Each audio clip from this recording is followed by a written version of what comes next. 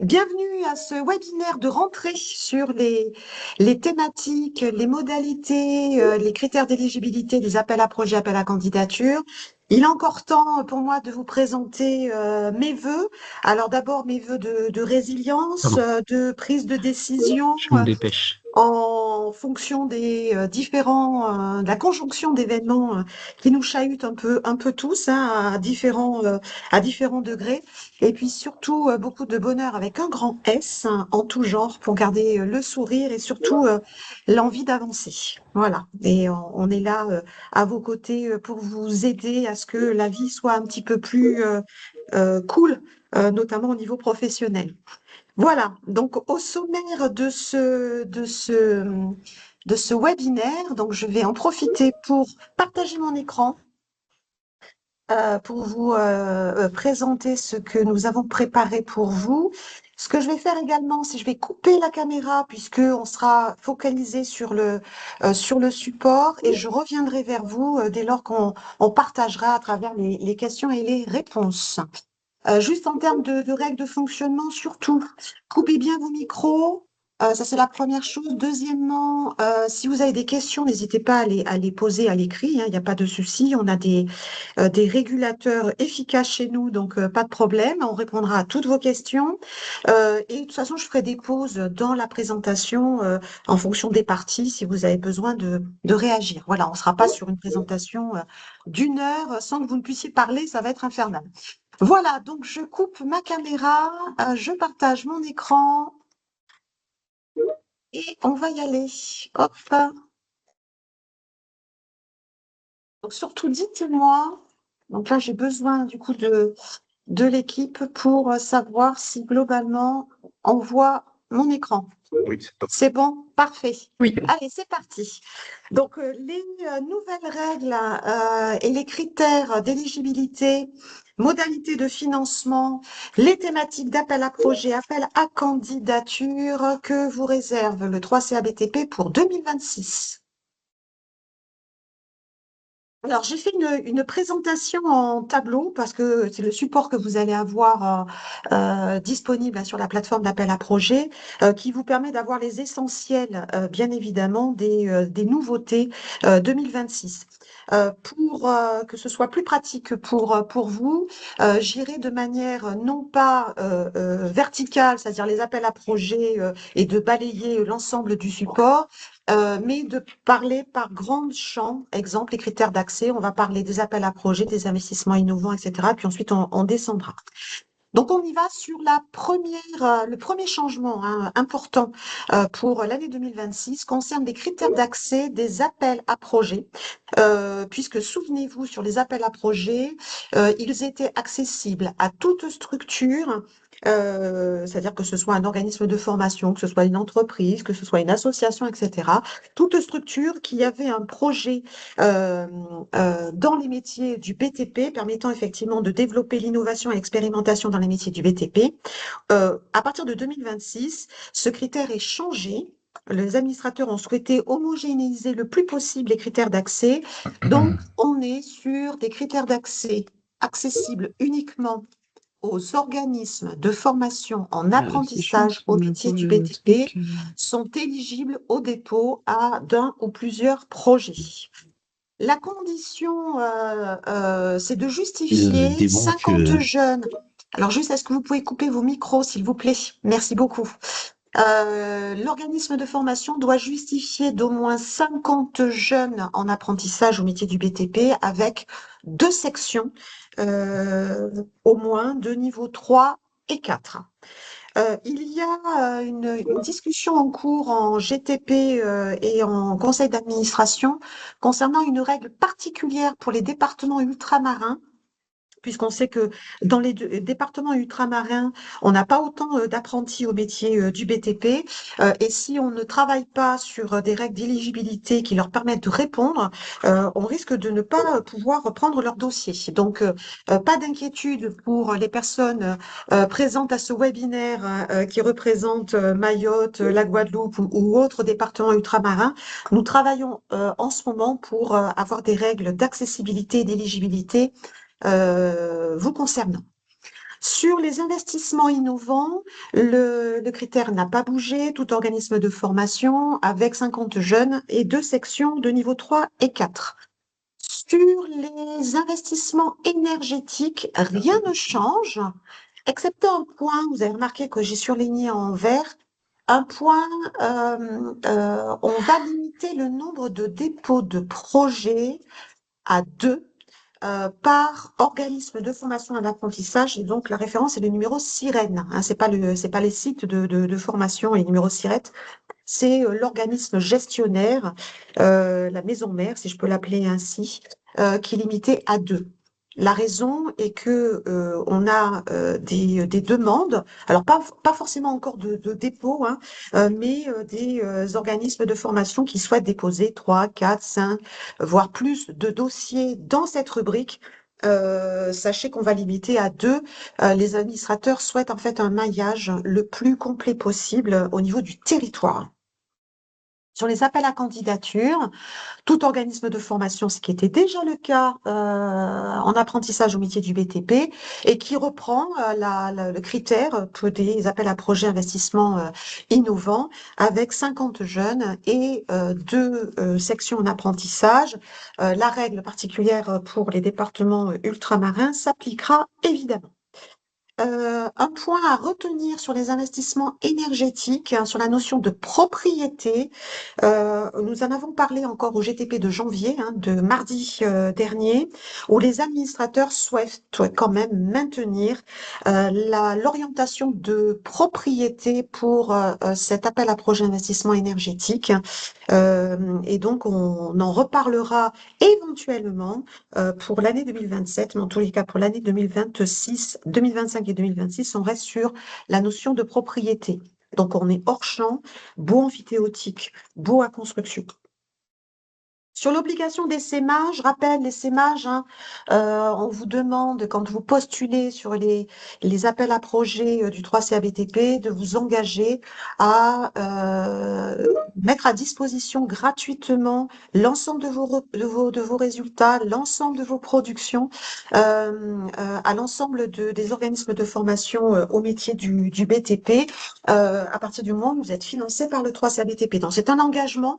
Et donc, je le dis à chaque fois hein, que je le peux, si vous avez un projet qui est très stratégique pour vous, qui vous permet, pourquoi pas, de cranter au niveau concurrentiel, surtout ne déposez pas de financement, de demande de financement auprès du 3CABTP parce qu'on va vous demander de partager. Donc, si c'est très stratégique pour vous et que vous ne voulez pas partager, bien évidemment, ne partagez pas et du coup, vous n'aurez pas de financement du 3CABTP. Sur les limites de budget de projet, vous avez vu qu'on reste sur la lignée. Vous pouvez déposer un budget de projet qui vous corresponde. Donc, on ne met pas de limite. Donc, il n'y a pas ça n'a pas changé. Vous continuez dans cette rubrique-là.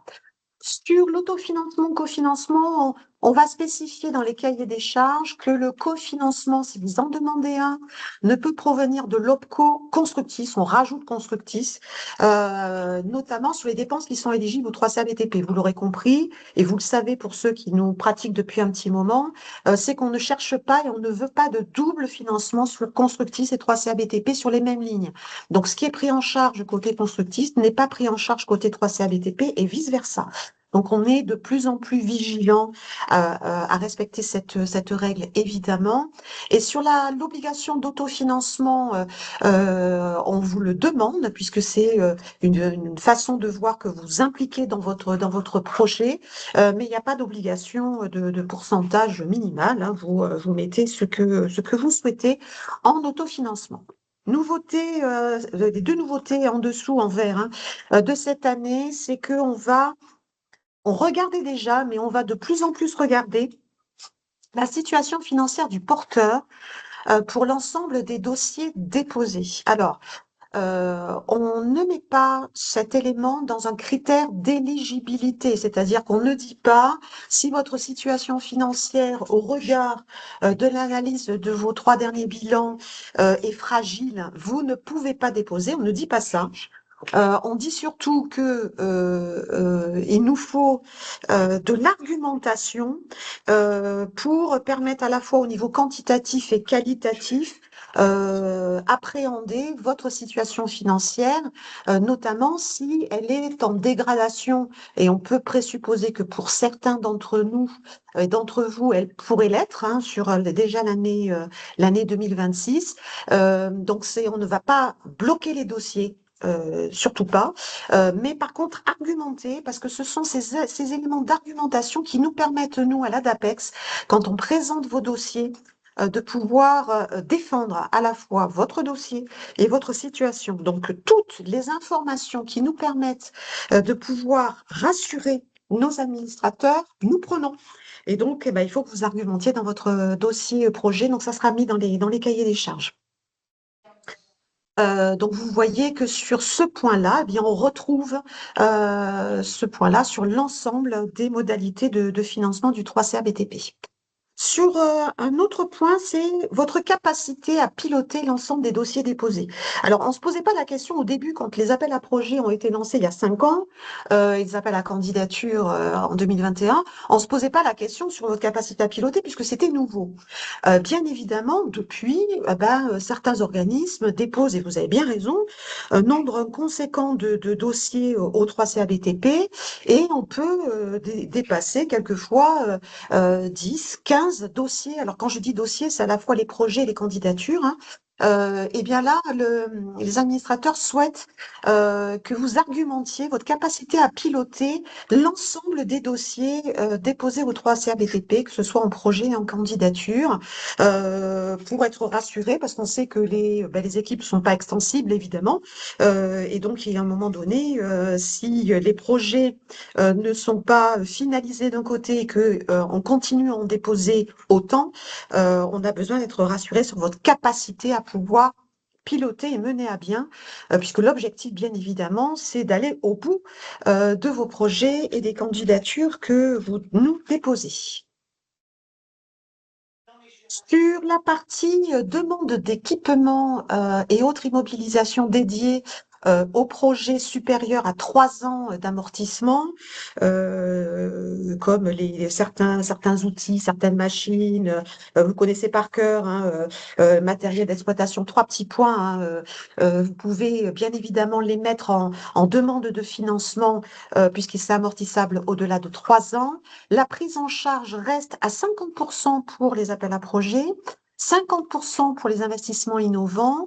Pour les investissements énergétiques, c'est hors champ puisque c'est pris en charge à hauteur du taux d'intervention, c'est-à-dire qu'on ne va pas limiter l'équipement d'isolation, les panneaux d'isolation thermique par exemple, ou les panneaux photovoltaïques ou d'autres équipements, par exemple en géothermie, on ne va pas limiter à 50% parce qu'effectivement, c'est propre à l'appel à projet investissement énergétique. Donc là, on n'est pas limité. Financement du 3CA BTP, c'est-à-dire le taux d'intervention. Ce qui change cette année, c'est que le taux d'intervention, souvenez-vous, hein, on était essentiellement sur les coûts du projet, tel que c'était noté dans les cahiers des charges. Les taux d'intervention seront calculés maintenant sur les dépenses éligibles, ce que ça en sera vraiment au plus près de vos besoins en financement, donc les dépenses éligibles au 3CA BTP. Donc, on est toujours sur 80% maximum sur les appels à projets, 50% maximum sur les investissements innovants et 80% toujours hein, sur les investissements énergétiques avec 2 millions d'euros de subventions maximum par projet. La règle reste. Donc là, c'est important de vous dire qu'effectivement, dans le budget que vous remplirez, qui est à disposition dans les documents annexés au cahier des charges, vous verrez qu'effectivement, le taux d'intervention se calculera sur les dépenses éligibles à votre projet. Alors, je fais juste un petit rappel sur ce point-là pour certains d'entre vous. Tout le monde n'est pas concerné. soyez vigilants sur les dépenses éligibles. Quand je dis soyez vigilants, c'est quand on a les chargés d'appel à projet qui vous disent notamment attention, dans votre budget, vous avez des dépenses qui ne sont pas éligibles au financement du 3CABTP.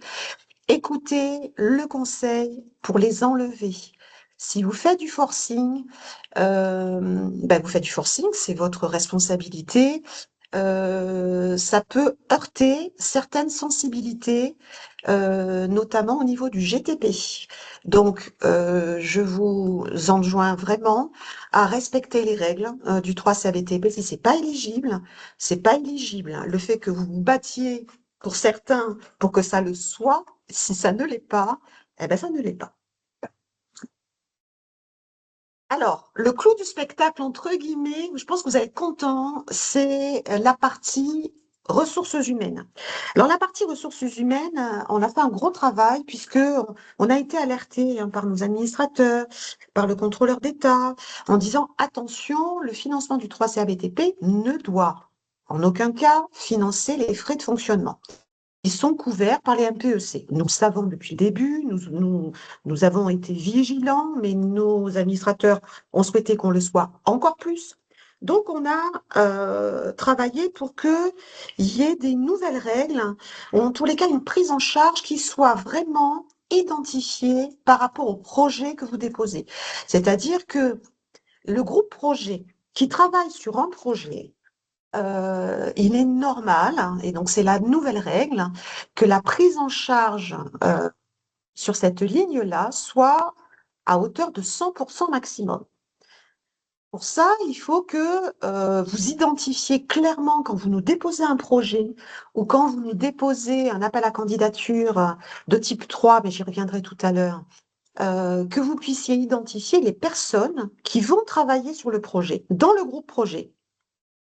Et on va vous demander des lettres de mission. Lettres de mission qui détermineront que Pierre-Paul Jacques interviendra sur ce projet à hauteur de tant pourcentage de son ETP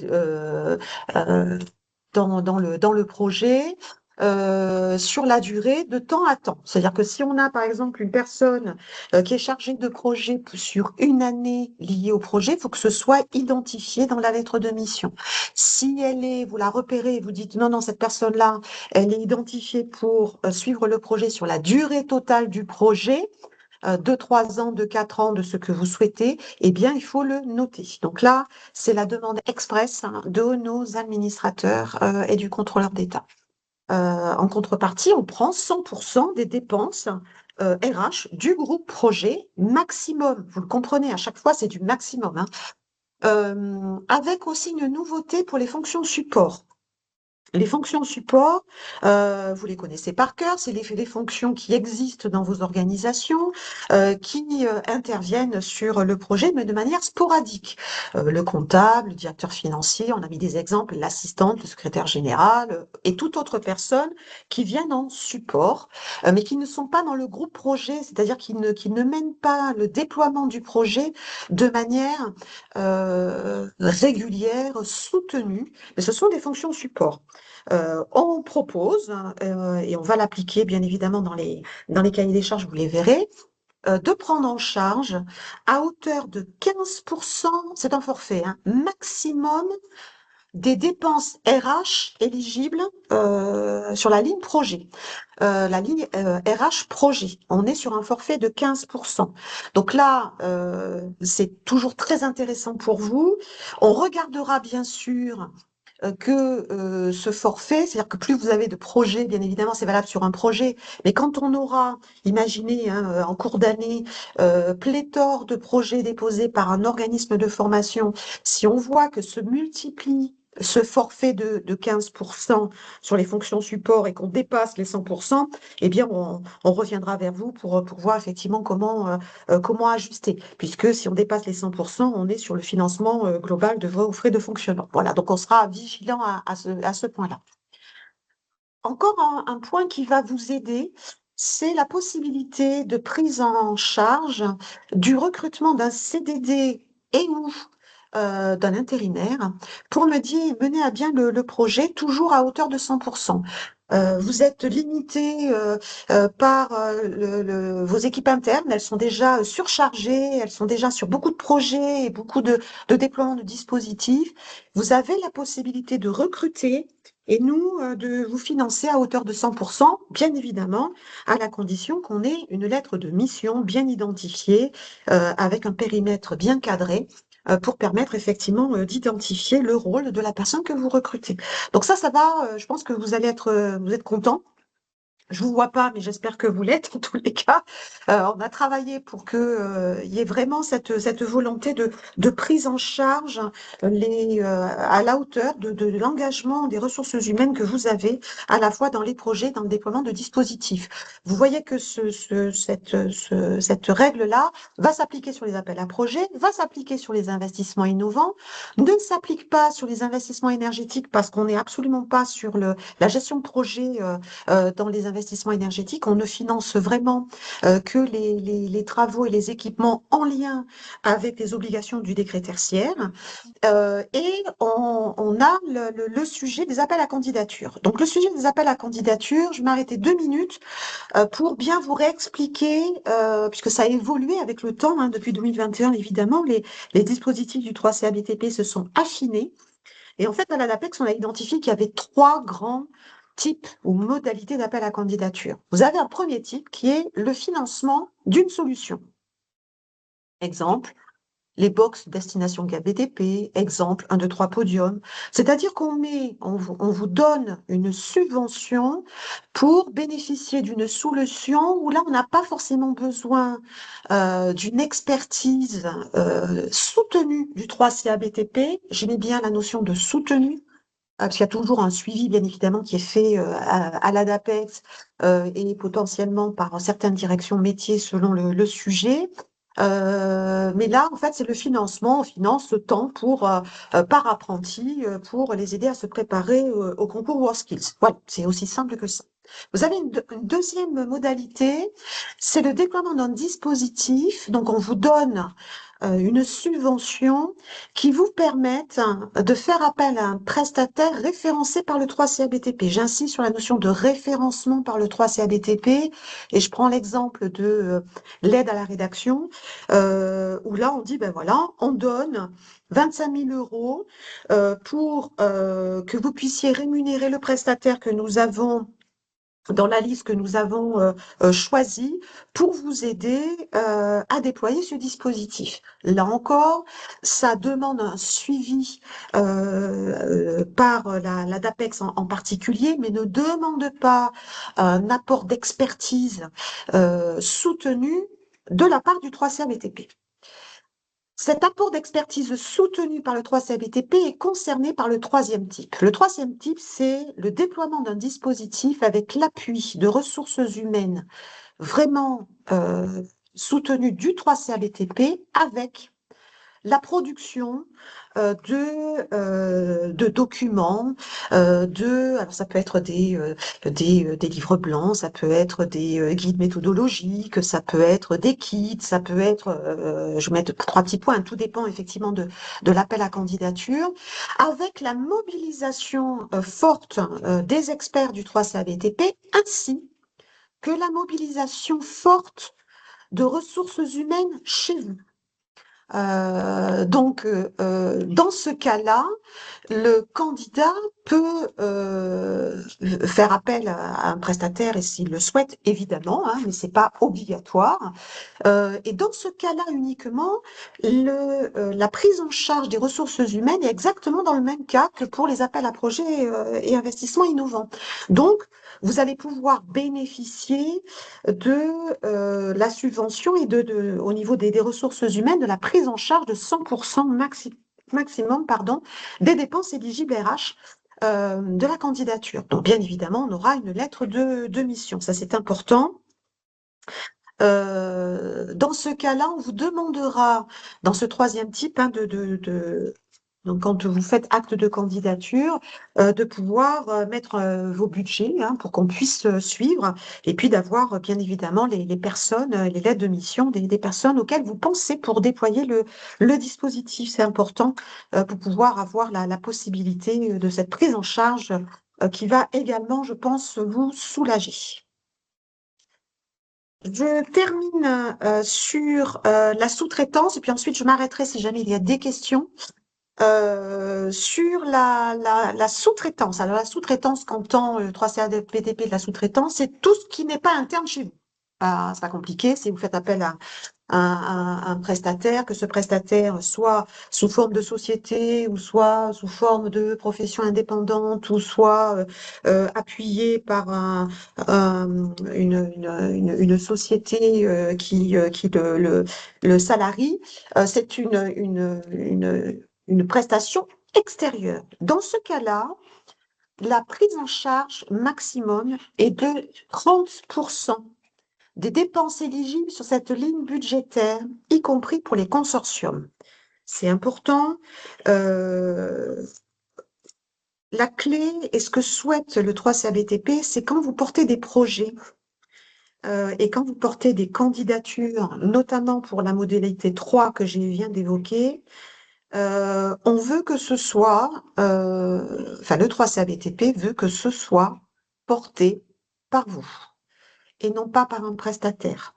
C'est important en termes d'appropriation et de montée en compétences aussi. Et c'est pour ça que la règle est limitée à 30% sur cette dépense éligible. Donc, on ne prendra pas 100%. Alors, on est sur du maximum. Hein, si c'est moins, tant mieux. Hein. On ne sera pas sur la prise en charge maximum des frais de prestation.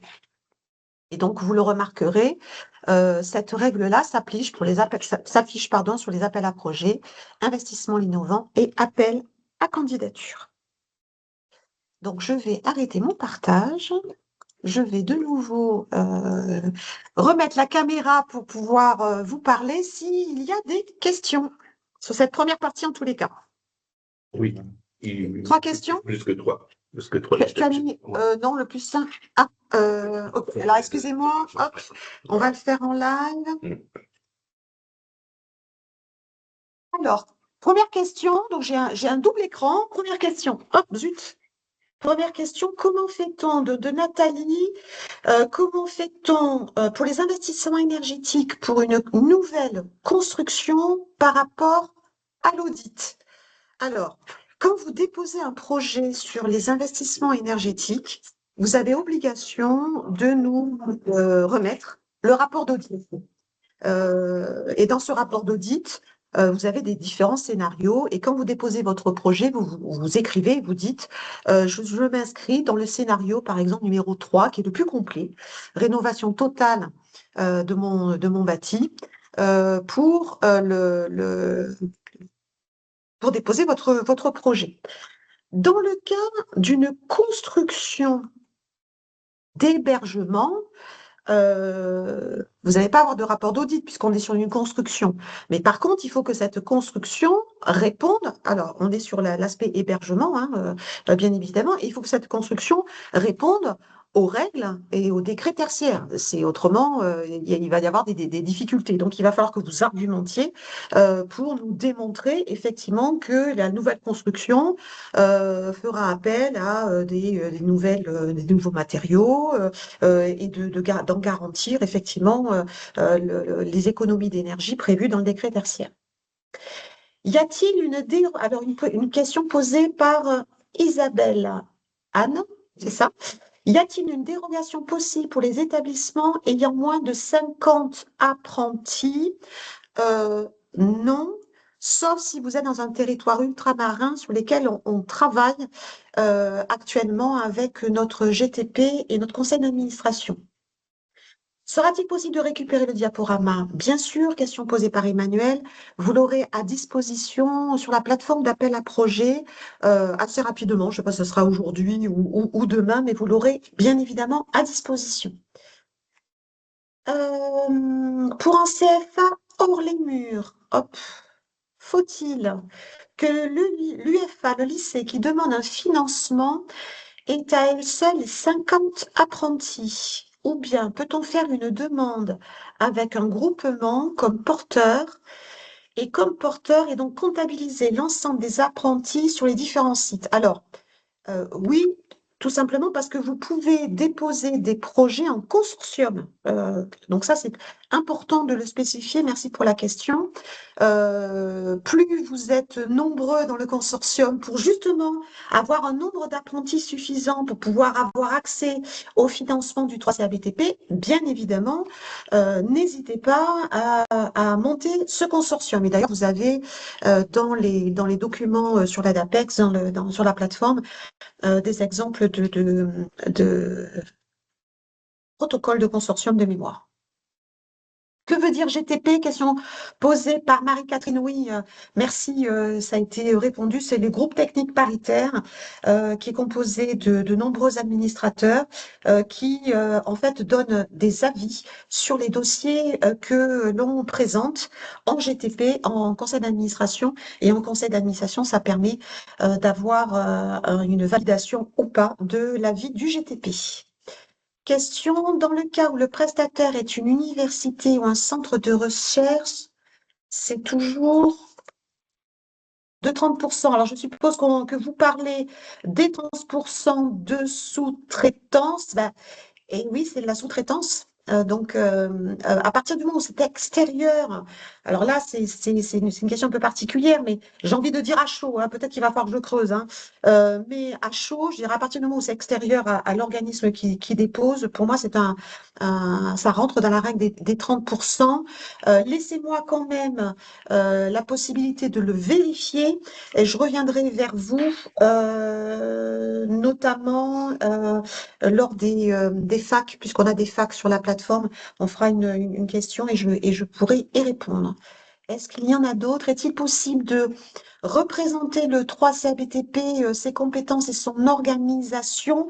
Alors, oui, très rapidement, le 3CABTP et le comité de concertation et de coordination au métier, en apprentissage au métier du BTP, c'est une association qui est créée depuis maintenant plus de 80 ans, qui est gravée dans le marbre, dans le droit du travail, et qui a comme grande mission de pouvoir promouvoir et valoriser les métiers du BTP, les métiers du BTP à la fois que ce soit en apprentissage et en formation continue.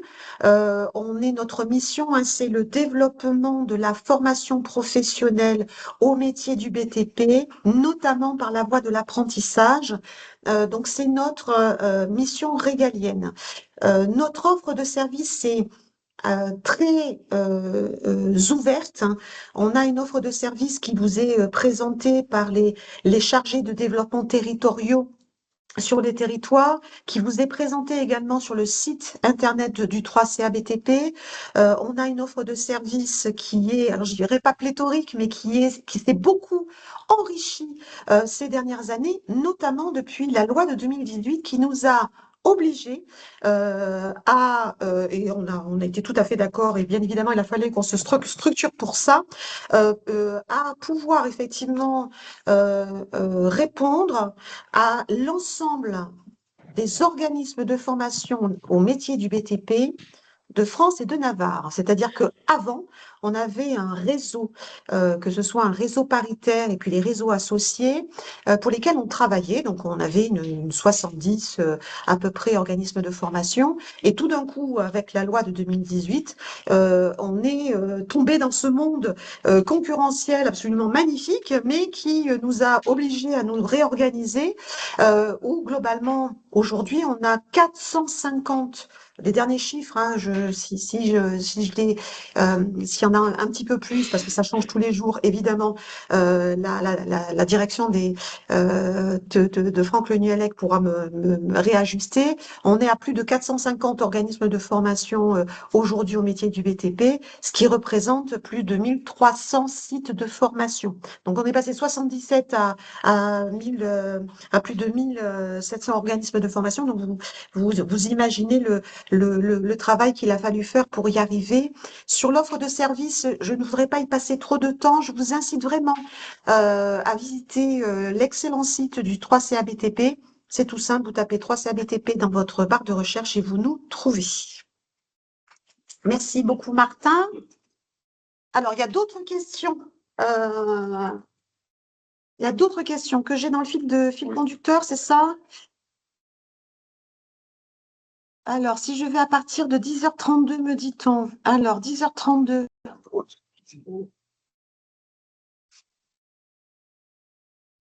Alors,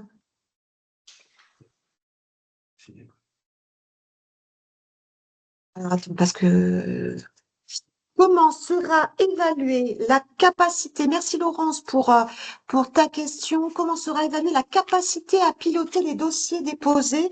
En fait, en toute simplicité, c'est vous qui allez argumenter.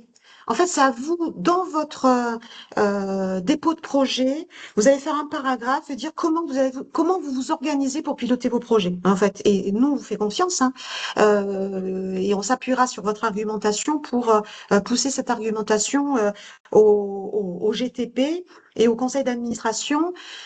Si la question subliminale derrière, c'est est-ce que c'est un critère d'évaluation de notre dossier? La réponse est non. Donc, on a besoin de cette argumentation. Si on ne la comprend pas, on reviendra vers vous. Mais ce n'est pas un critère d'évaluation qui va vous plomber votre note, par exemple. Ce n'est pas du tout le sujet, hein. Alors, Nathalie parlait d'une construction d'un atelier. Je ne me souviens plus la question initiale. Prenez-vous en charge. Comment fait-on pour les investissements énergétiques pour une nouvelle construction par rapport Ouais. à l'audit? Alors j'ai répondu par rapport à ça. Prenez-vous en charge des constructions pour extension. Bah, à partir du moment où c'est de l'hébergement, comment on ne prendra pas? Vous l'avez dans l'éligibilité, hein. On est sur de la rénovation énergétique des bâtiments existants et dans les investissements énergétiques, on prend uniquement les constructions en lien avec l'hébergement. On ne prendra pas dans l'espace formation, c'est-à-dire que si vous voulez construire un atelier ou un plateau technique lié à un espace de formation, on ne prend pas dans les investissements énergétiques. Le recrutement d'un étudiant pour réaliser une thèse sur un projet BTP innovant au service de la pédagogie peut-il se faire dans le cadre d'un CDD? Alors, moi, je vous adore parce que vous avez l'art de poser des questions qui, du coup, nous permettent, nous, de nous reposer des questions et de dire est-ce qu'on a pensé à tout? Si le recrutement d'étudiants rentre dans le cadre d'un CDD, je vois pas où est la question du coup. Si au niveau de la forme juridique, on a une autre modalité, il faudra qu'on voit. Donc là, je vais pas y répondre de manière très oui/non, hein. On a besoin de voir s'il y a d'autres possibilités de recrutement d'un étudiant dans le cadre d'une thèse, si c'est pas un CDD. Du coup, je vois pas trop comment on peut rattacher ça, mais encore une fois, pas de réponse oui/non, on reviendra vers vous. La question, est-ce possible pour les foyers? Caroline, vous êtes sur les investissements énergétiques, je suppose. Est-ce que du coup, vous pouvez prendre la main pour me spécifier votre question? Si vous êtes encore là, Caroline. Caroline Fèvre. Ok. Caroline, quand vous êtes prête, vous me direz. Bonjour, question de Philippe. Existe-t-il une base de données ou un formulaire de mise en relation entreprises, organismes de formation pour les sociétés qui développent des outils de formation et qui peuvent proposer leurs services comme prestataires et ou faire partie des partenaires de l'appel à projet? Alors, aujourd'hui, de mémoire, il n'y a pas de base de données ou il n'y a pas de formulaire au sens premier du terme. Mais vous avez plusieurs portes d'entrée au sein du 3CABTP. Si vous allez sur le site du 3CABTP, vous avez l'organigramme, en tout cas un Wouzou qui permet de savoir effectivement où aller puiser l'information. De mémoire, vous avez deux portes d'entrée chez nous. la DPFIP, la Direction des politiques de formation et d'innovation pédagogique, qui peut vous répondre. Donc, on vous mettra les coordonnées notamment de Jacques-Olivier Hénon, qui en est le directeur, également de Pascal Michet, qui pourrait vous aider à aller plus loin pour vous positionner. Et puis, vous avez également dans la mise en relation qui pourrait être intéressante, la DMDIS, hein, la direction du développement, marketing et d'innovation stratégique, par l'intermédiaire de son directeur Franck Lenualec et également de son responsable de pôle Christophe Lardet, qui pourront vous aider. Là encore, on vous enverra les coordonnées pour vous permettre de vous mettre en relation si vous avez effectivement des choses intéressantes à proposer. Bonjour, peut-on faire une demande d'investissement pour la rénovation des ateliers à partir du moment où ça rentre dans les investissements énergétiques? Oui. Mais il y a plein de questions, c'est fabuleux. Les 30% de prise en charge pour les prestataires extérieurs s'appliquent aussi à BTP-BTP? Oui. Si BTP-BTP fait partie de la troisième modalité, il me semble que oui. Comment s'impliquer davantage en interne, sans prestataire, sur des sujets sensibles tels que les addictions, la santé mentale? Alors là, j'ai pas forcément la réponse tout de suite. Je pense qu'il faut vous rapprocher du chargé d'appel à projet en charge de cet appel à candidature, ainsi que Jonathan Mayette. On vous laissera également les coordonnées. J'avoue que je crois que je suis arrivée au bout. Après, c'est juste Mais, des remarques, donc ok. Donc pour moi, j'ai pas d'autres questions. Ok. Vous me confirmez, j'ai pas d'autres questions? si tu en as quelques-unes, Ouais, parce qu'en fait, attends. Tu es à quel créneau là, horaire? 10-34. 10h34. Ouais. Je comprends, une question de Juliette, je comprends que seuls les organismes de formation d'apprentissage au métier du BTP peuvent postuler aux appels à projets et appels à candidature. Aussi, quid des associations qui déploient des dispositifs dans les CFA à destination des jeunes en apprentissage? Si vous n'êtes pas organisme de formation, vous ne pouvez pas postuler. Donc, le plus simple, c'est de vous mettre en consortium avec des organismes de formation, mais si vous n'êtes pas organisme de formation, vous ne pouvez pas postuler. Emmanuel, peut-on s'associer avec un organisme de formation faisant de l'apprentissage dans ce cadre? Si notre OFA ne fait pas d'apprentissage, peut-il être le porteur de l'appel à projet ou serions-nous considérés comme le sous-traitant? Ben oui, vous êtes considéré comme le sous-traitant. C'est-à-dire que il y a qu'un un OFA qui peut postuler en fait à un appel à projet ou un appel à candidature. Nathalie, pour un CFA régional qui regroupe plusieurs CFA avec des sites accueillant des apprentis du bâtiment, peut-on faire une candidature régionale? De toute façon, si vous postulez en tant que numéro sirène, la réponse est oui. Sur les modalités où on vous le demande, notamment sur les investissements énergétiques, on vous demande, on vous dit que vous êtes limité à un OFA à deux établissements via le numéro sirène, je vais y arriver, excusez-moi. Pour les autres modalités, en fait, cette règle-là ne s'applique pas. Il faut être organisme de formation en apprentissage et vous pouvez, selon votre organisation, par exemple, des sites, des établissements peuvent postuler. Et quand je dis selon l'organisation, moi je sais qu'il y a des organisations, des associations qui souhaitent avoir la maîtrise nationale enfin la maîtrise au niveau national des dépôts de projets ou de candidatures. Il y en a d'autres, et c'est pas le sujet. Donc tout dépend de votre organisation et là il n'y a pas de problème. Peut-on croiser plusieurs financements avec vous et des financements en région, par exemple? Oui, oui, bien sûr. Quand je parlais tout à l'heure de cofinancement, l'idée, c'est que vous puissiez, puisque, par exemple, sur les investissements innovants, on finance alors je dis bien que, hein, 50%, bien évidemment, aller chercher des cofinancements ailleurs, y compris la région, même si on sait que les financements sont drastiquement réduits pour l'année 2026.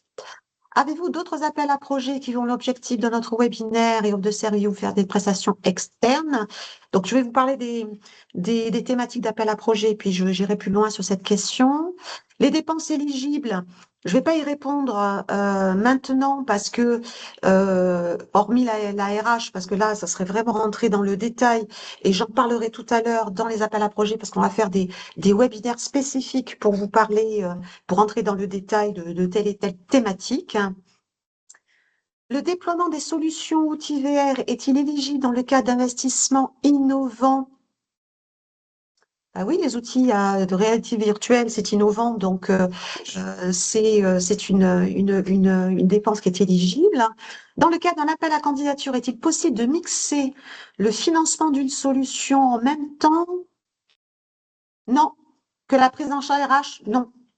Non, non, parce que vous avez vu on a trois modalités qu'on va essayer de garder parce qu'il y a eu un mélange et après on ne s'en sort plus dans la gestion.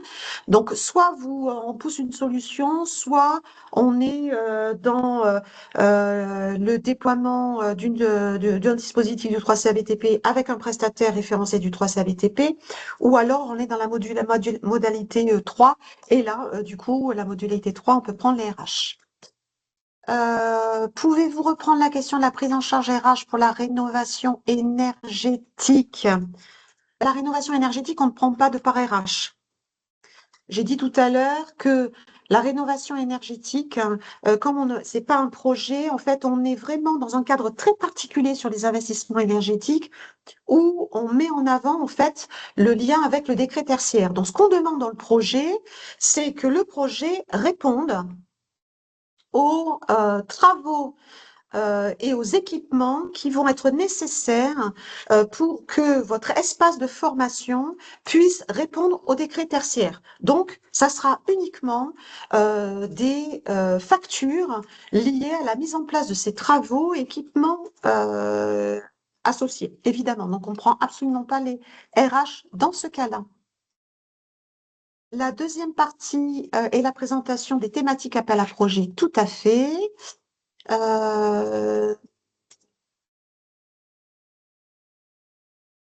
Dans le cas d'un diagnostic énergétique, nous devons refaire les menuiseries avec la pose de volets roulants est-elle prise en charge? Vous aurez dans le cahier des charges la liste des travaux pris en charge dans le cas de la rénovation énergétique. Je me suis appuyée sur le décret tertiaire, hein, donc là vous aurez l'ensemble du détail. Alors, je pense qu'il va falloir que j'arrête les questions, parce qu'il est déjà 53. Je vais arrêter les questions, la réponse aux questions plus exactement. Je vais vous parler des thématiques et pour garder du temps en question en live pour la demi-heure qui nous suit, parce que je vois qu'il est déjà 11h moins 5, si ça vous ennuie pas. De nouveau, j'arrête la caméra, je repartage pour vous parler des thématiques. Hop, est-ce que vous voyez mon écran? La réponse est oui. Isabelle, il y a deux mains levées. Oui, mais si c'est des questions liées la première partie, je vous propose plutôt de la traiter après parce qu'on va plus avoir le temps sur les thématiques et les budgets. Je vous présente les thématiques et les budgets et ensuite je vous laisse la main. Oui. Allez, c'est parti. Ouais, mais là, faut vraiment que je suive mon, mon webinaire, donc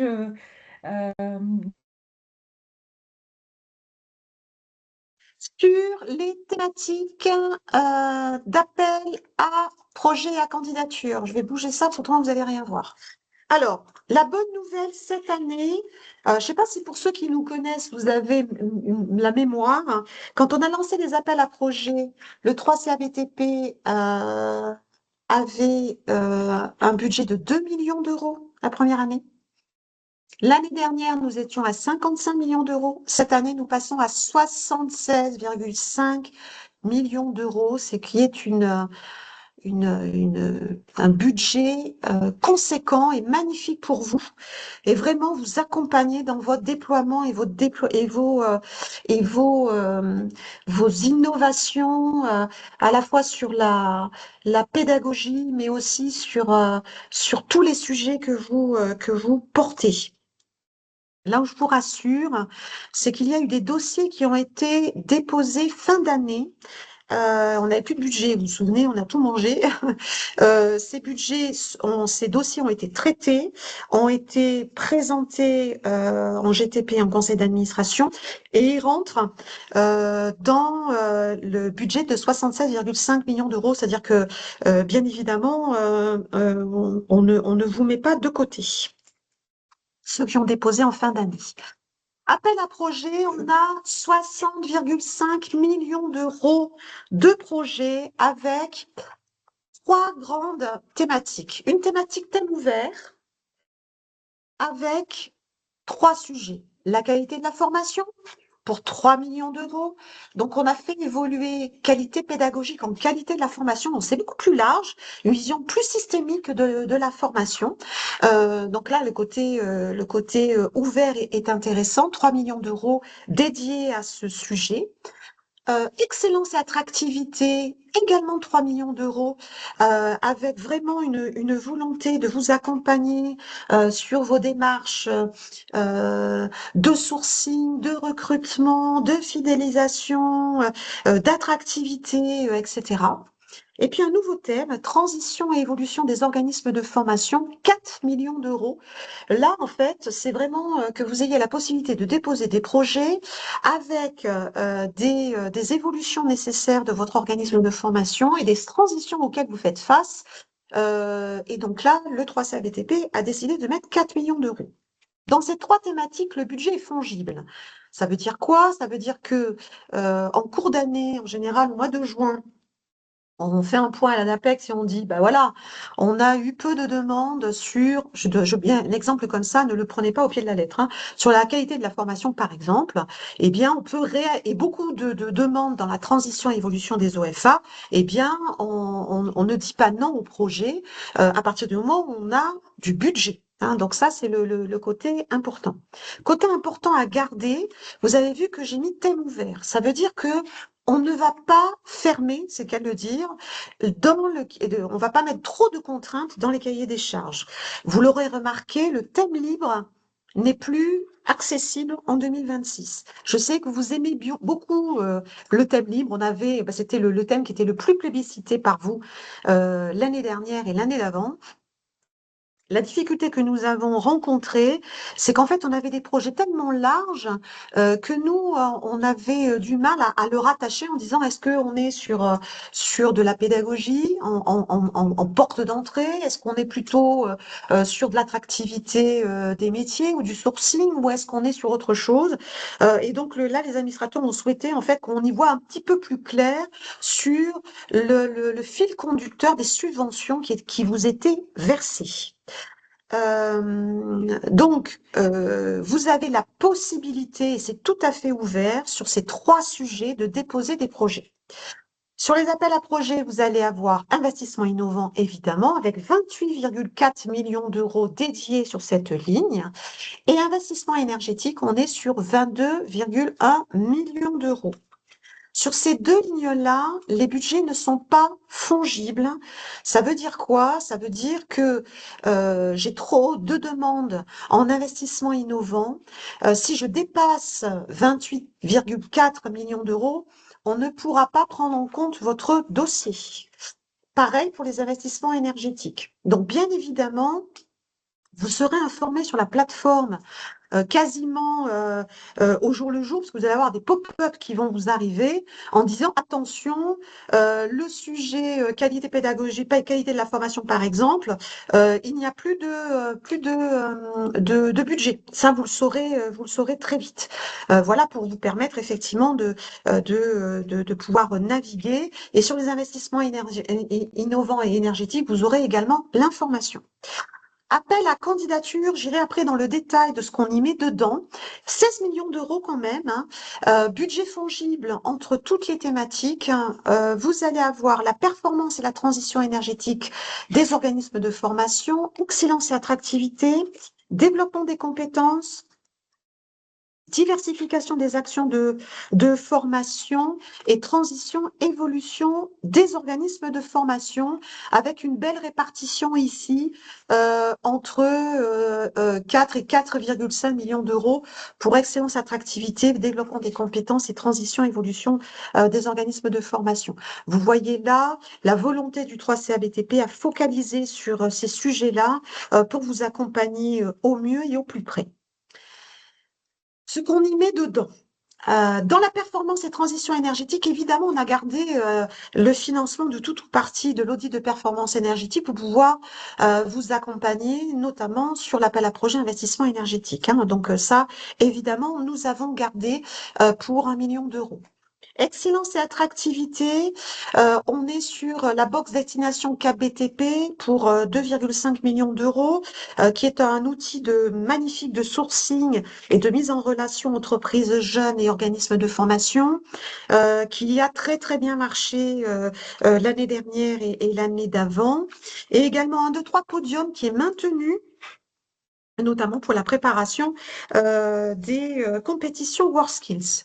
Développement des compétences, on est à 4,5 millions d'euros, avec la mobilité européenne qui, cette année, va vous proposer 2 dispositifs intéressants. Un que vous connaissez déjà avec la préparation et la mise en œuvre des modalités courtes de niveau 3 et 4. Et puis la nouveauté cette année, la déclinaison de la composante européenne dans les sections de BTS, donc vous en saurez plus dans le cahier des charges qui paraîtra. La modularisation, nous avons 500 000 euros dédiés sur la nécessité de modulariser les parcours de formation. Un sujet sur la santé physique, mentale et la sécurité en lien avec les dispositifs mis en œuvre par l'OPP-BTP, 500 000 euros sur cette ligne budgétaire, et prépa-apprentissage, parce que c'est vraiment une volonté de nos administrateurs d'être présents sur cette ligne, parce qu'il y a une désaffection de l'État sur la prépa-apprentissage avec 3 millions d'euros. Diversification des actions de formation, 2 millions d'euros, avec BTP qui marche toujours du feu de Dieu avec 1 million d'euros. Pédagogie immersive avec 1 million d'euros, avec la volonté dans ce nouveau thème de proposer la diversité des méthodes et des outils de l'apprentissage, hein, pour une meilleure efficience, bien évidemment, des parcours de formation, et puis naturellement de faire monter en compétences les équipes. C'est un nouveau thème.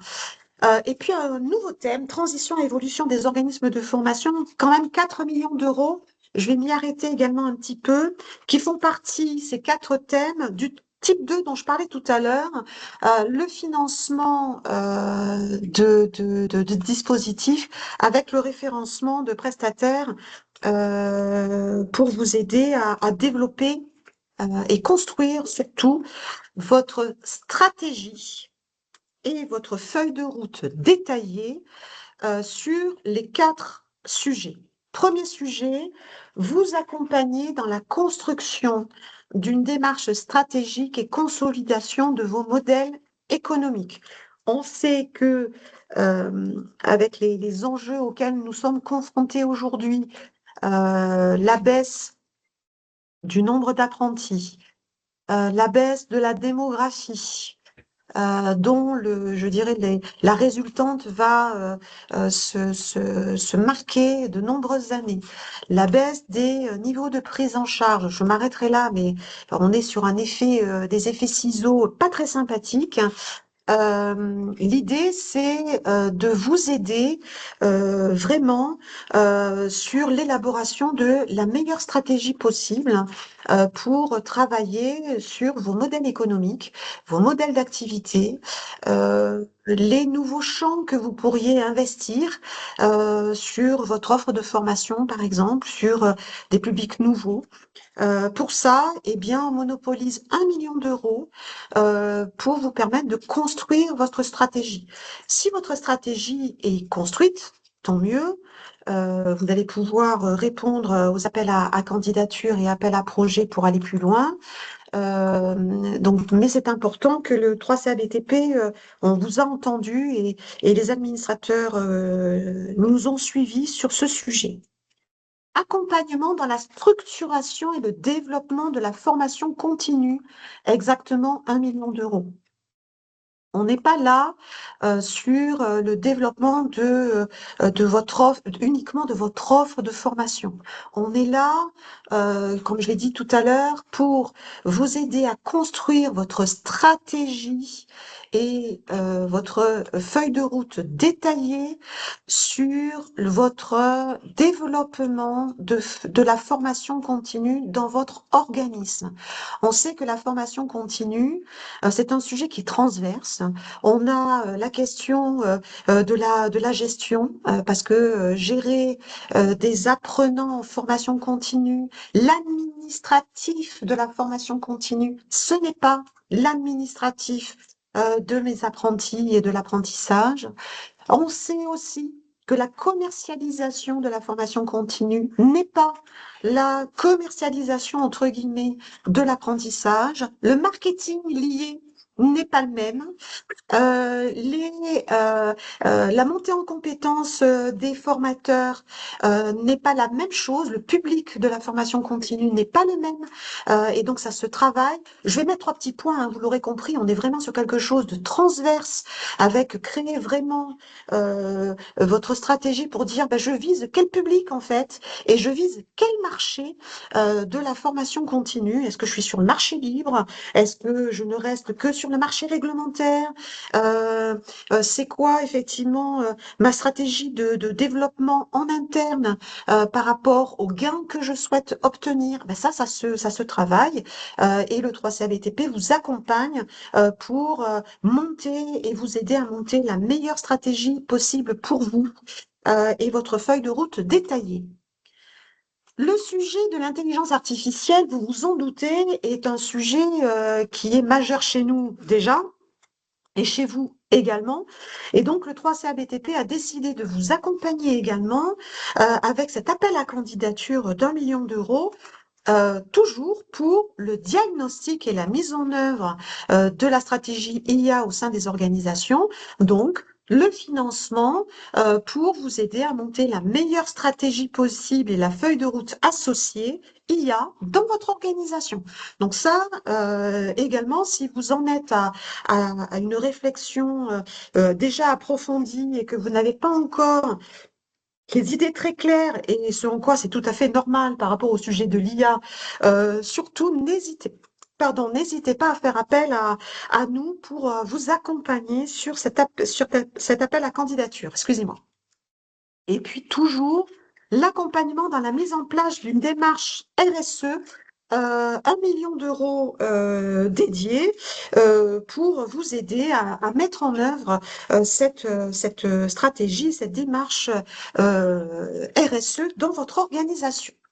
Vous aurez dans votre support, je ne vais pas le détailler ici, en fait ce qui était en 2025 et la nouveauté 2026. Donc vous voyez que le thème libre a disparu et le thème ouvert performance et transition énergétique des organismes de formation du BTP sur les appels à projets. Et puis vous aurez ici ce qui a disparu en 2026 et qui n'est pas renouvelé. Donc si malheureusement vous n'avez pas déposé votre dossier d'appel à candidature sur l'aide à la rédaction, vous ne le pourrez plus pour 2026. C'est un exemple évidemment, il y a d'autres sujets ici. Voilà, je suis arrivée au bout de la présentation que je voulais vous faire et je vais revenir vers vous en arrêtant mon partage, en mettant la caméra et 11h09 en étant sur vos questions. Cette fois-ci de vive voix, ça sera beaucoup plus sympathique que de lire vos questions. Il y avait 3 ou 4 questions, juste. Non, je préfère vive voix cette fois-ci parce que, en fait, de vous à moi, je suis fatiguée de parler, j'ai envie de vous entendre. Merci Martin, merci Alexis. Allez-y, je vous écoute. Oui, bonjour. Bonjour. Je me permets parce que C'est j'avais qui parle? C'est Carole? C'est ça? Non, Ah, pardon. Emmanuel Ferrer. Ok, très bien, Tout à merci. l'heure, je vous ai posé une question pour être bien sûr d'avoir compris votre réponse. Nous sommes un organisme de formation non apprentissage. Oui. Donc, vous m'avez répondu qu'effectivement, on serait sous-traitant. Mais si on monte un consortium, dans ce cas-là, la sous-traitance, est-ce qu'elle a toujours lieu ou en fait, c'est complètement... Pour moi, c'est deux choses différentes. Et est-ce que dans ce cas-là, si on monte un consortium avec un organisme de formation dans l'apprentissage, on n'est plus considéré comme sous-traitant. Est-ce qu'on peut être le porteur de l'appel à projet? Est-ce que le budget qu'on détermine sur un projet commun est divisé en deux, ou est-ce qu'on est toujours sur ces fameux 30%? Merci d'avoir précisé votre question. C'est pour ça que l'oral est quand même très agréable et sympathique. Merci. Dans votre cas, il faut monter un consortium. Il faut Ok, monter un consortium et le porteur du projet est un organisme de formation en apprentissage au métier du ok, BTP. Ça, c'est la ça clé. marche. D'accord. Vous pouvez faire partie du consortium. La répartition des subventions, en fait, c'est pour ça que je parlais de protocole de consortium, c'est à vous de le déterminer. Mais le porteur et la subvention ne sera versée qu'à l'organisme de formation en apprentissage, si je peux être aussi clair que ça. Oui. Donc, on est bien d'accord dans ce cas-là sur le montant alloué.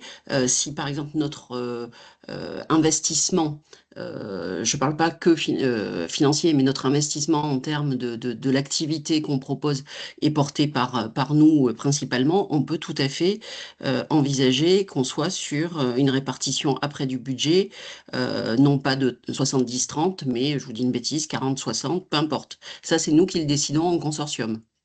Dans le consortium, moi, je ne peux pas y répondre là de manière très encore une fois, binaire, oui, non. Je Oui, pense qu'il faut qu'on voit les protocoles, il faut qu'on lise les protocoles, parce que nous, il faut qu'on piste où va la subvention. Et il faut ok. qu'on respecte, bien évidemment, les décisions de notre conseil d'administration. Et donc, ça sera au cas par cas. Je vous dis pas qu'il faut pas que vous déposiez de dossier, Non, surtout non, tout à déposer des fait. dossiers, mais ce sera au cas par cas qu'on analysera et qu'on vous dira plutôt oui, plutôt non, ou à D'accord. réajuster dans les protocoles de consortium. On peut, alors, dernière question, et comme ça, j'embête plus. On peut prendre contact avec vous, non, mais Oui, pour laisser la place aux autres personnes, oui, bien sûr. on peut prendre contact avec vous en dehors Toujours. du webinaire pour justement bien cerner Oui, les tenants et les aboutissants? Ok. oui. Sur la On a plateforme un d'appel à lien? projet, oui, sur la plateforme d'appel à projet, vous avez une hotline, vous avez un numéro de téléphone. Ok, super. Vous appelez, les chargés d'appel à projet ça tourne, hein, donc répondre à cette hotline de manière Ok, parfait. régulière et vous aurez bien évidemment les réponses à vos questions. Ok, merci beaucoup. Merci beaucoup. Allez, qui? Carole Pasquet. C'était dans l'ordre. C'était dans l'ordre. Carole. Si vous enlevez votre micro, si Carole, vous avez des difficultés, on pourra passer peut-être à qui? Marie, déjà. Marie. Oui, bonjour, vous m'entendez? Oui, très bien. Allez-y. Bonjour, merci déjà beaucoup pour cette visio passionnante. Moi, j'avais une question. S'agissant d'un programme de développement des compétences ultra innovant pour les apprentis, est-ce que c'est quelque chose que je peux monter en consortium avec un OFA? Bien évidemment. Ok, ok, Si c'est, alors, ça va être un peu la même réponse que tout à l'heure. Il faut que le porteur soit un OFA. oui, Et après, vous avancez, vous travaillez sur votre projet, etc. Vous travaillez sur votre protocole de consortium et il faut qu'on regarde au cas par cas comment est constitué votre consortium et comment la subvention va être versée et comment nous, on va pouvoir la suivre. En fait, le sujet, euh, c'est le nerf de la guerre, hein, il faut qu'on justifie où vont nos subventions, ce qui est normal. oui, Et les administrateurs ont souhaité que ce soit fléché organisme de formation et d'apprentissage. Donc en fait, il ne faut pas qu'on ait de dérive là-dessus. Donc nous, côté direction des appels à projets expérimentation, côté pôle sécurisation et financement, nous sommes très vigilants à regarder le fil du suivi de la subvention pour éviter que ça ne serve pas l'écosystème en apprentissage au métier du BTP. D'accord. Donc, Que du ça, coup, ouais, c'est ça. j'ai une deuxième question parce que vous l'avez abordé tout à l'heure, tout au début. Il me semble que vous avez dit que nos productions pouvaient être proposées, j'ai peut-être mal compris, hein, à tous ceux qui sont dans le 3CA BTP, en tout cas qui postulent. Est-ce que si on fait un LMS en formation, on doit mettre toutes nos ressources en partage gracieusement? Alors, attendez, excusez-moi parce que j'ai un problème technique. Je ne vous vois plus. Je vous entends de manière très sporadique. Je vais la mettre ailleurs du coup. Excusez-moi, je change d'écran. Oui.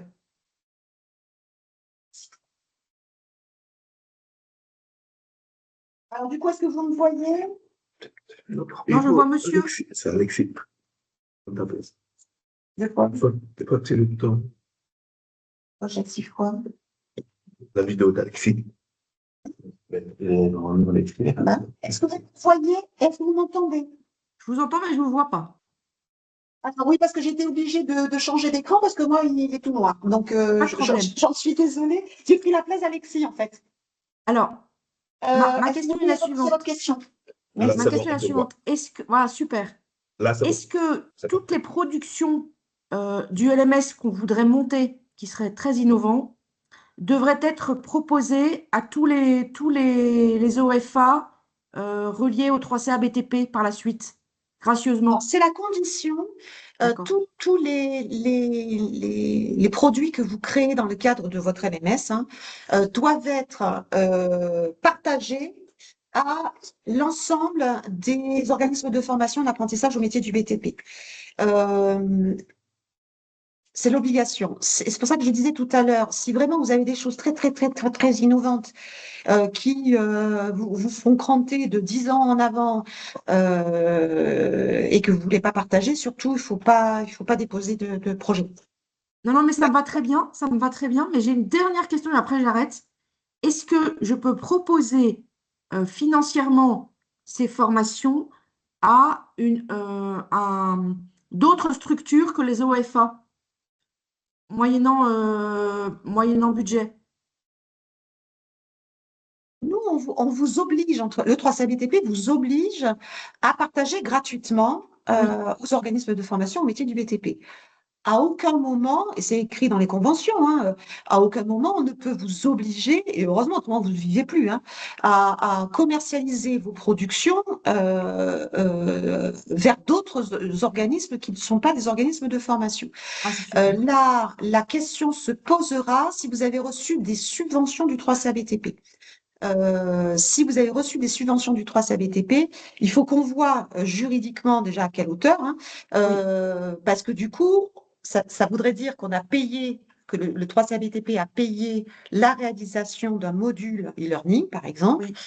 et que dans le même temps, vous gagnez votre vie à côté. Il faut qu'on piste ça. Là encore, Ok. c'est des questions qui sont très précises et vous avez bien fait de les poser pour tout le monde.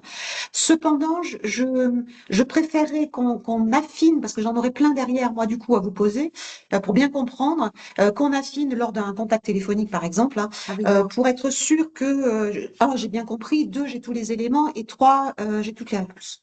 Avec vous. Comment on peut vous contacter? On passe par la hotline? La hotline, c'est le plus simple. Très bien. Je vous remercie beaucoup, Isabelle. Merci beaucoup. Alors maintenant, je regarde là, je jongle entre les écrans. C'est comme au cinéma. Alors, c'est qui bientôt? William. C'est William. Non, Carole, oui, Carole, William l'avant. William Carole, est elle a toujours la main levée maintenant. D'accord. Alors, William, c'est ça?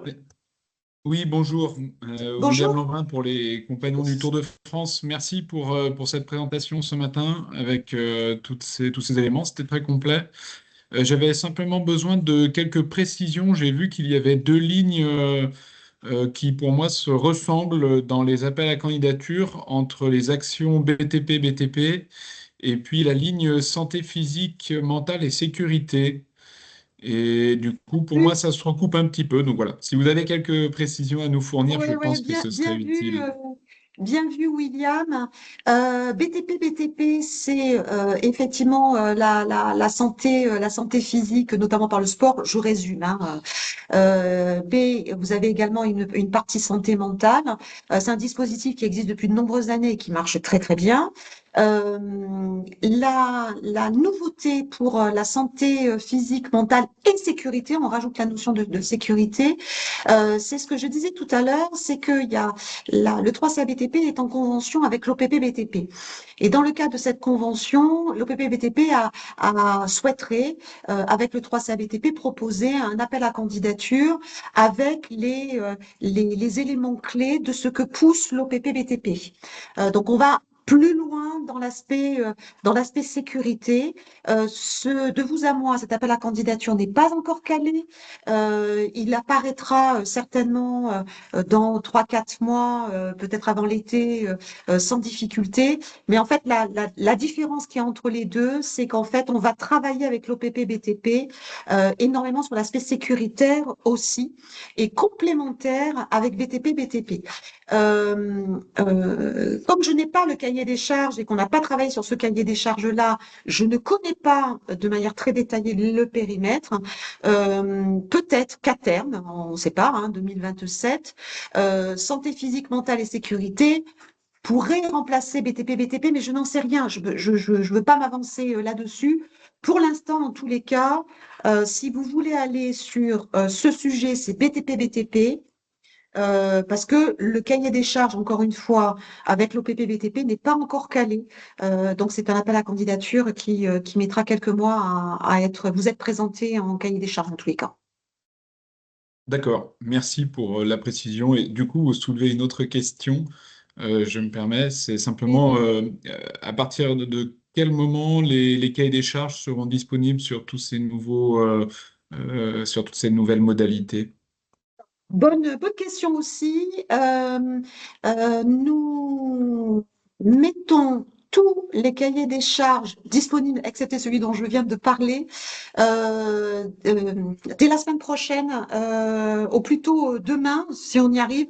Autrement, semaine prochaine, tout sera sur la plateforme. Et tous les cahiers des charges, appel à projet, appel à candidature. D'accord, merci beaucoup. Je Je vous rends en la prie. parole. Merci. Je change d'écran, donc vous voyez le profil. C'est pour qui? Caroline, Pardon? C'est Caroline. Caroline Barlerin, oui. Caroline. Oui, bonjour. Caroline. Oui, bonjour. Bonjour, merci pour la présentation de ce matin. J'ai Avec plaisir. une précision concernant le seuil de 50 apprentis. Est-ce que sur un consortium, si le chef de file est OFA, et est-ce que ce seuil de 50 apprentis peut être atteint par l'ensemble des membres du consortium, pour peu qu'ils soient tous OFA ou alors que les membres du consortium soient OFA? Oui, parce que vous êtes en consortium. OK. On peut raisonner en consortium pour l'atteinte de cet Ben objectif. oui, parce qu'en fait, dans un consortium, comme son nom l'indique, on est plusieurs.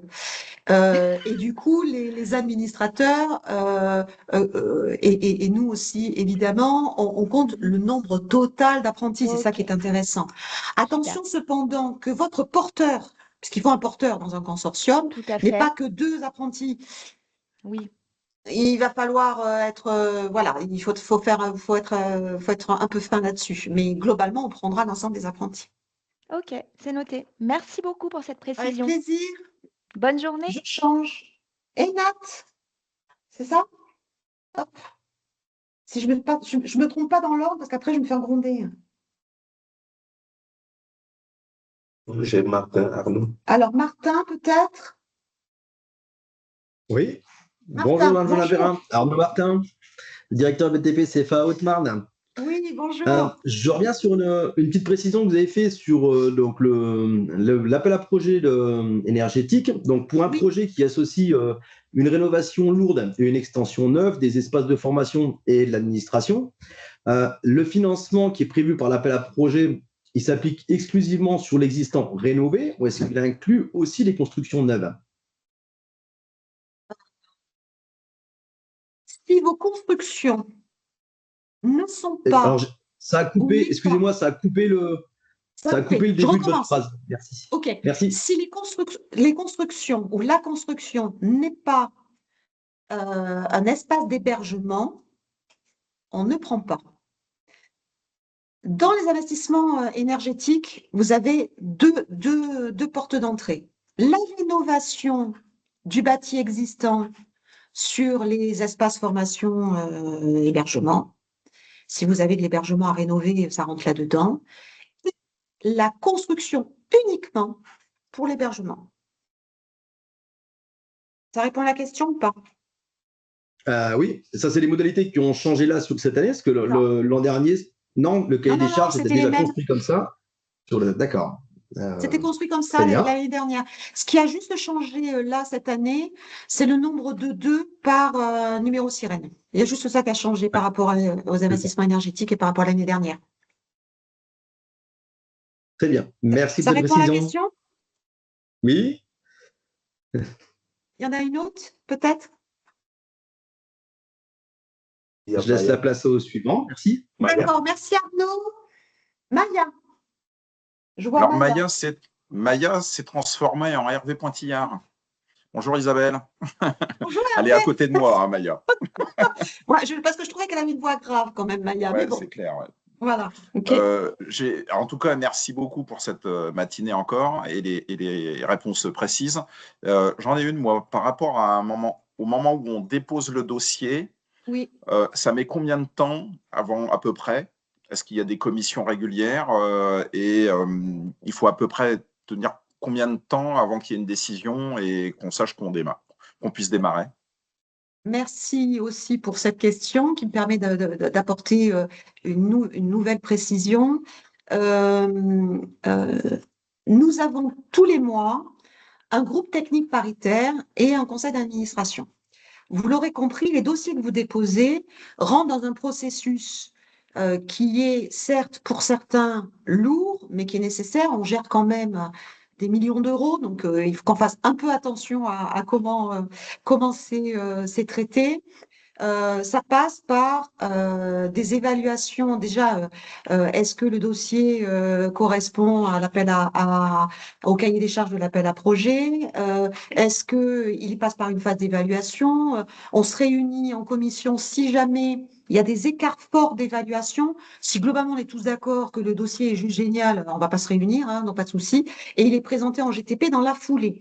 Ça, c'est à partir du moment où le dossier, il est incomplet, je vais y revenir, 2, clair, précis, structuré, argumenté. Plus on passe de temps à vous poser des questions parce qu'on ne comprend pas ce que vous avez écrit, non pas parce que vous êtes pas bon à écrire, c'est pas ça, hein. C'est que vous êtes tellement dans votre projet, c'est souvent ce qui se passe, hein. Vous êtes tellement dans votre truc qu'à l'écrit, nous, en lecture, on ne comprend pas la même chose que ce que vous avez voulu nous dire. Donc, plus le processus des demandes de précision s'inscrit, plus le temps s'allonge et plus le dossier, c'est pas forcément le GTP d'après, c'est forcément un GTP de 2 mois après ou de 3 mois après.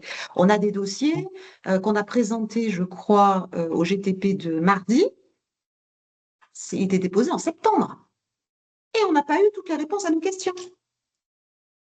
Donc, j'ai envie de vous dire que la préparation en amont de votre projet est importante.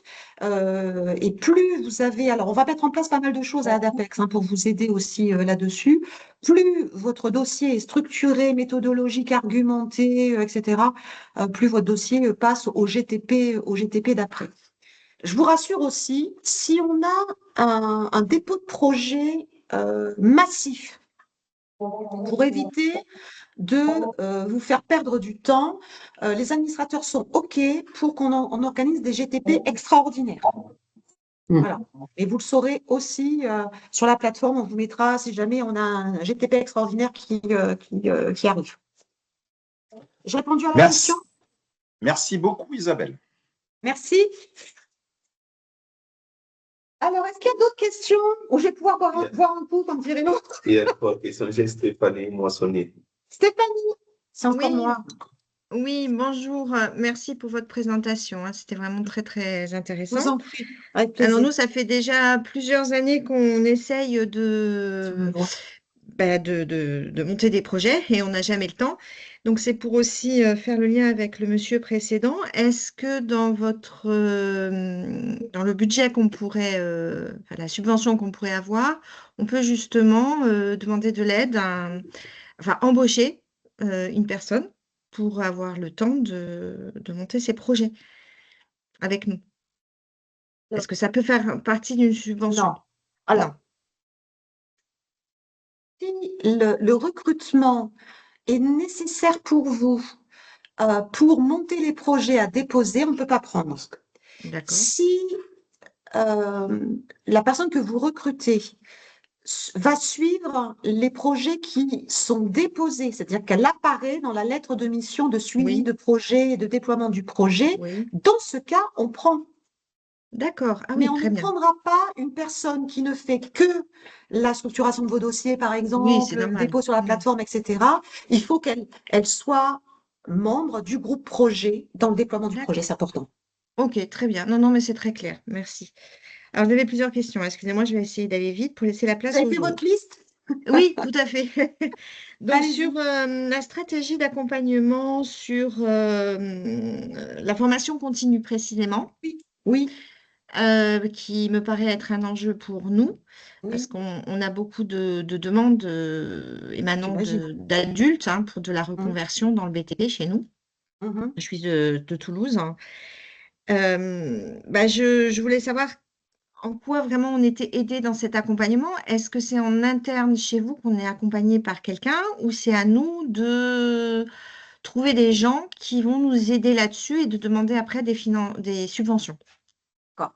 Dans le cas de cet appel à candidature formation continue, la subvention qu'on va vous donner va vous servir à choisir dans la liste des prestataires qu'on aura choisis nous de notre côté Ah, d'accord. pour vous aider à monter votre stratégie et la feuille de route détaillée vous permettant de déployer. Très bien. Ça, c'est la subvention, elle va servir à ça en fait. Mais c'est Une fois 30% vous puisque c'est avez 30. Pardon, excusez-moi. Donc ça représentera 30% puisque c'est un prestataire non, extérieur. non, non, non, non. Non, d'accord. Les fameux 30% dont je parlais tout à l'heure interviennent que pour la troisième modalité d'appel à candidature. Dans Ah la oui, troisième modalité d'appel à candidature, c'est l'appui fort du 3CABTP, donc avec une expertise, des gens qui se déplacent, etc., plus des ressources humaines mobilisées de votre côté et potentiellement un prestataire qui pourrait vous aider, potentiellement. Dans le cas des 4 nouveautés dans la transition et l'évolution des organismes de formation sur l'appel à candidature, ça ne concerne que la modalité 2, c'est-à-dire on vous donne un montant, une subvention, vous choisissez un des prestataires qu'on aura référencé côté 3CA BTP et vous y allez. Donc là, c'est la subvention sert à ça. d'accord. Ok, Voilà, très bien. Merci beaucoup. je vous en prie. Ensuite, une question sur la communication. On a un gros déficit de communication. En fait, on est une UFA rattachée à un établissement public important, avec une chargée de communication pour tout l'établissement. Et nous, sur notre partie, comment dire, apprentissage, hein, notre UFA, on n'a quasiment pas d'aide sur la communication. Et on veut vraiment développer la sensibilisation au métier du BTP. Enfin, on a plein de projets qu'on n'a pas le temps de mettre pareil en œuvre, ni le temps, ni les moyens. Donc, j'ai cru vous. Alors, ça fait déjà au début de votre présentation que vous l'avez évoqué, mais je crois qu'il y a une ligne qui pourrait voilà, concerner la communication. Est-ce que vous me le confirmez ou pas du tout? Alors, j'attire votre attention qu'on ne finance pas de la communication, nous, hein. Ce n'est pas l'objet de Oui, nos subventions. oui, oui, oui, oui. Contre, c'est pour ça que ça dépend comment vous positionnez votre projet, en fait. Oui, c'est ça. On finance l'excellence et l'attractivité des Voilà, métiers c'est ça, l'attractivité, c'est ça. pour le bien des apprentis, des Oui, entreprises. c'est ça, exactement. Et ce n'est pas pour faire de la communication d'un OFA ou d'un UFA. Tout à Et fait. donc, toute la subtilité et le fondement de votre projet doit être orienté avec des impacts majeurs vers l'écosystème, mais pas vers vous, hein. Mm. Oui, oui, Ça, c'est d'accord. important, hein. Oui, oui, Ok, c'est ce que j'avais cru comprendre, hein, je vous ok, rassure. ok. Bon, ben, très bien. Mais voilà, vous me le confirmez, c'est super.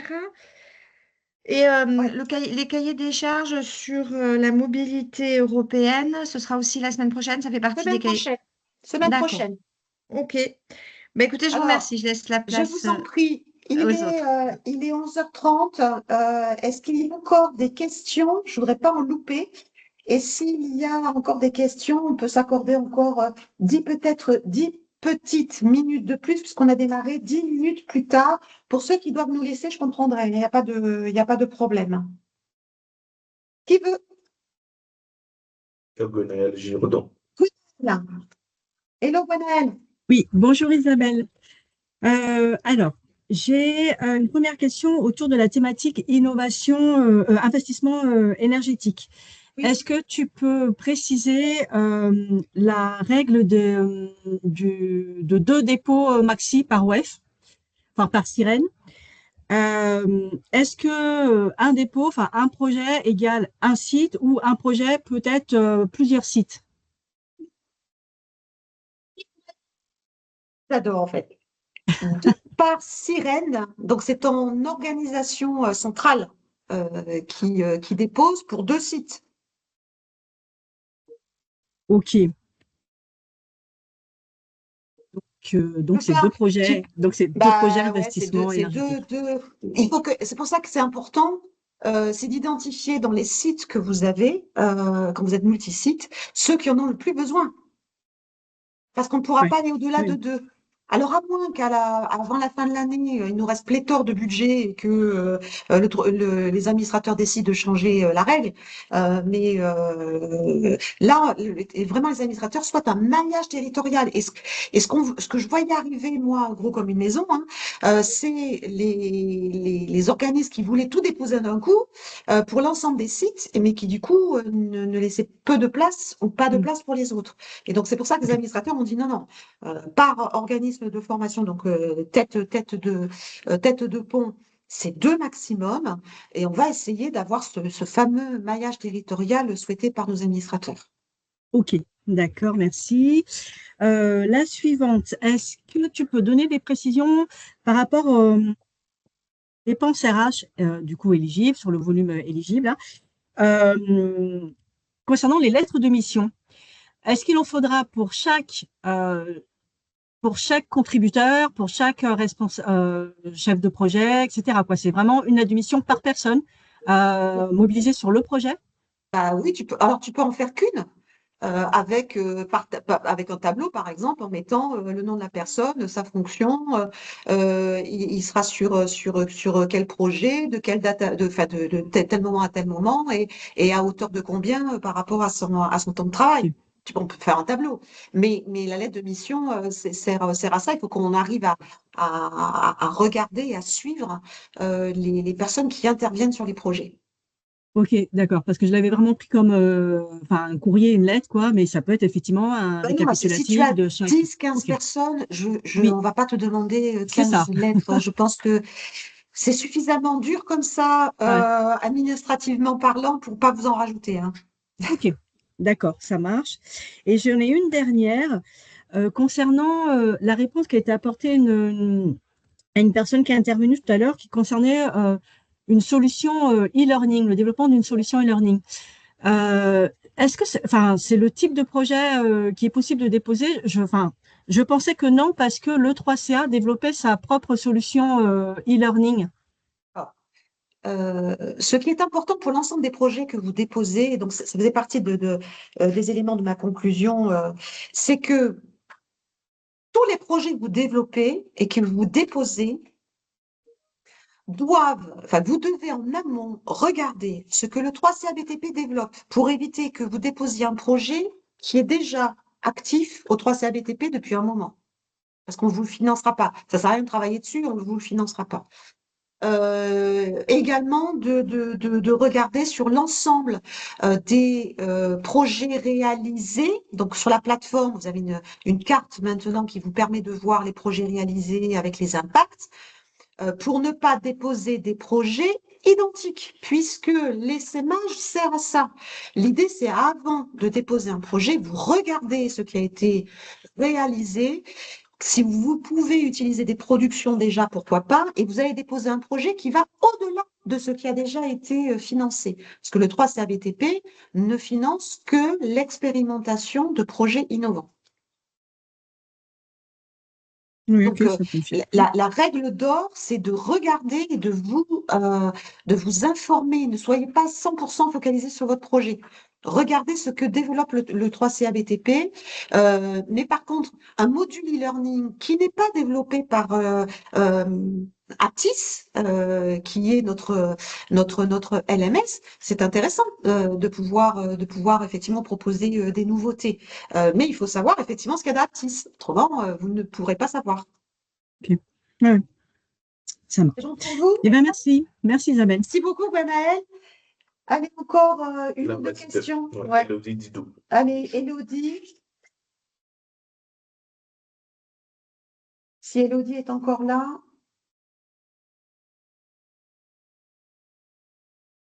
Ok. Et j'ai, alors je ne connais pas votre prénom, Madame Blattery, c'est ça? Qui a levé la main. J'ai 3 mains levées. Il y a Béatrice aussi en deuxième Ouais. position. Béatrice Sicha. Bonjour. Oui, bonjour, c'est Béatrice Bonjour. Beauchamp de des BTP Nouvelle-Aquitaine. Merci Oui. Isabelle pour ta présentation. Moi, j'avais une question toujours par rapport au projet énergétique. Je voulais savoir ce qui avait motivé le choix de reporter l'étude d'éligibilité des baux amphithéotiques à ce projet à 2027 et est-ce qu'on a l'espoir qu'en 2027, donc, ce critère puisse évoluer? Alors, j'ai pas de boule de cristal, malheureusement. De par la discussion qu'on a eue avec les administrateurs mardi, je les sens quand même très ancrés sur la notion de propriété. Je ne peux pas présumer de leur décision quand on en reparlera en 2027. Mais en tous les cas, 2026, c'est certain que ils ne veulent vraiment pas étudier la possibilité des baux amphithéotiques et des baux à construction. Donc, on reste sur la propriété. D'accord. Merci pour la réponse. Je vous en prie. Il y a d'autres questions? Puis après, on va arrêter. J'ai quand même deux ou trois choses à vous dire en plus. Élodie? Oui, bonjour Madame Joannin. Bonjour. Du coup, nous, on a bien compris le fait que il y avait la mise en place, enfin, la mise à disposition d'une personne qui c'était par rapport aux subventions. Mais est-ce que cette personne, du coup, elle intervient aussi pour l'aide à la constitution du dossier? J'ai pas bien compris. Il n'y a pas de personne dédiée pour vous aider dans la constitution du dossier. On est là pour vous accompagner si vous avez des questions. On est là également si vous avez des questions ou besoin de conseils sur 2 ou 3 points liés à votre projet.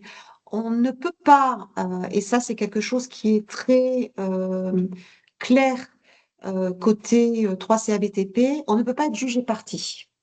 Donc, on ne peut pas à la fois vous accompagner au-delà de quelques conseils sur la constitution de votre dossier et en même temps être financeur de ces dossiers.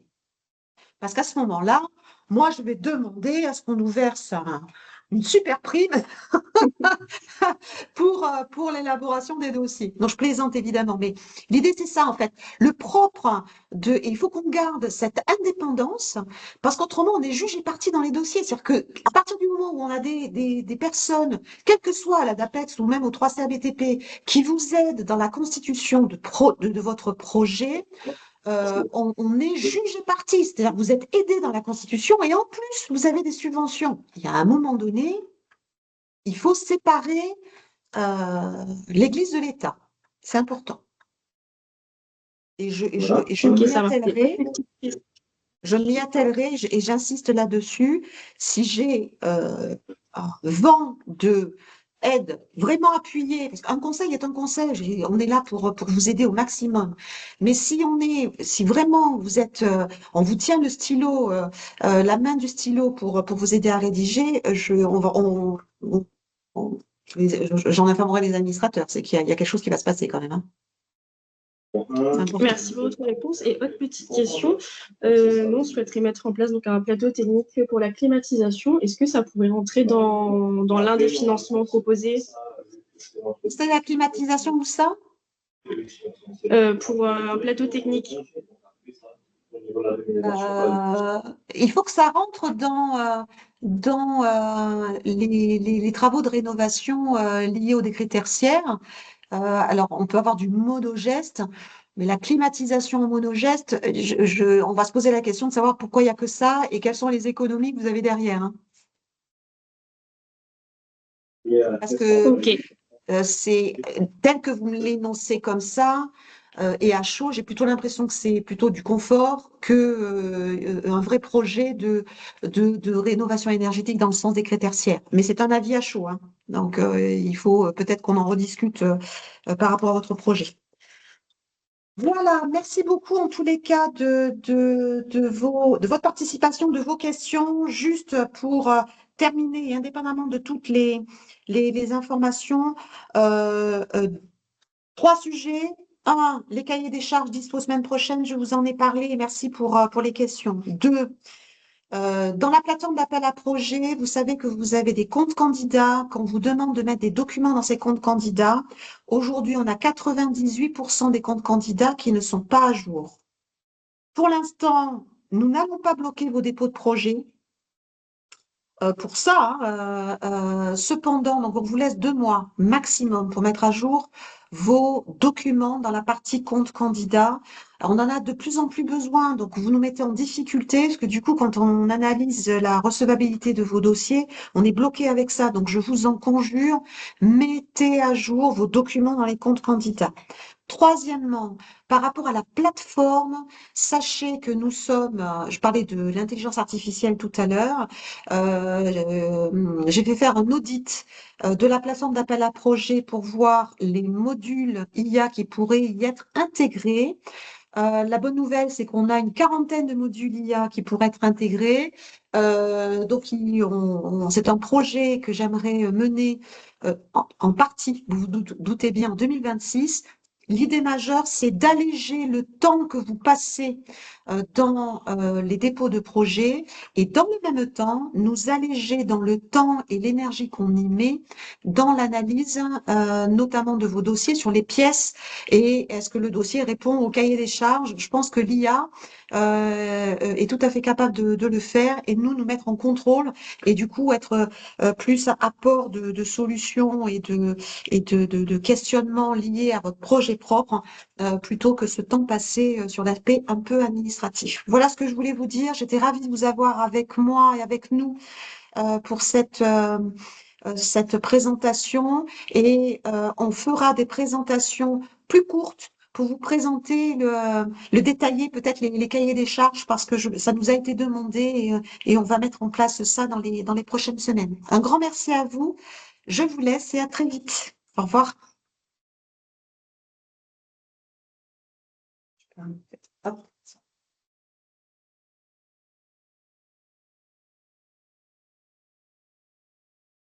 J'ai plus rien sur mon écran. Hein? C'est un bug. Ouais, mais on te voit encore. On me voit encore, mais je peux rien faire en fait. Je peux pas éteindre, je peux pas. Coupe tout. Qu'est-ce que je vais faire? Il faut forcer le redémarrage. Ouais.